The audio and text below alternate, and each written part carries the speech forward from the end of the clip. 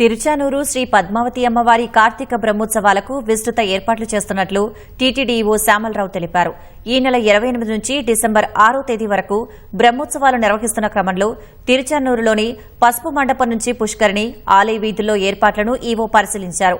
చలువ పందిళ్లు, రంగోలీలు, క్యూ లైన్లు, బారికేడ్లు, ఇంజనీరింగ్ పనులను త్వరితగతిన పూర్తి చేయాలని ఆదేశించారు. బ్రహ్మోత్సవాలకు విచ్చేసే భక్తులకు అసౌకర్యం కలగకుండా సౌకర్యాలు కల్పిస్తున్నట్లు ఈవో తెలిపారు.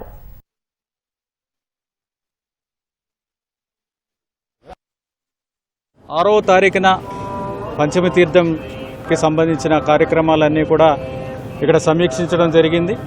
ఆ రోజున వేలాది మంది భక్తులు వస్తారు కాబట్టి వారికి ఎటువంటి ఇబ్బందులు లేకుండా, అలాగే ఎటువంటి ట్రాఫిక్ సమస్యలు కూడా లేకుండా అన్ని రకాలుగా ఎస్పీ గారితో, విజిలెన్స్ వారితో, అలాగే మా టీటీడీ సిబ్బంది అందరితో కూడా చర్చించడం జరిగింది.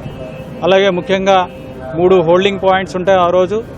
ఎందుకంటే ముందు రోజు రాత్రికే చాలామంది భక్తులు వచ్చి వేచి ఉంటారు కాబట్టి వారందరికీ కూడా ఆ హోల్డింగ్ పాయింట్స్లో రాత్రి భోజనాలు, అలాగే తాగునీరు, అన్ని రకాల ఏర్పాట్లు, ఉదయం పూట టాయిలెట్స్ కానీ, ఎప్పుడన్నా అవసరం ఉన్న టాయిలెట్స్ కానీ, ఇవన్నీ కూడా ఏర్పాట్లు చేయడం జరిగింది.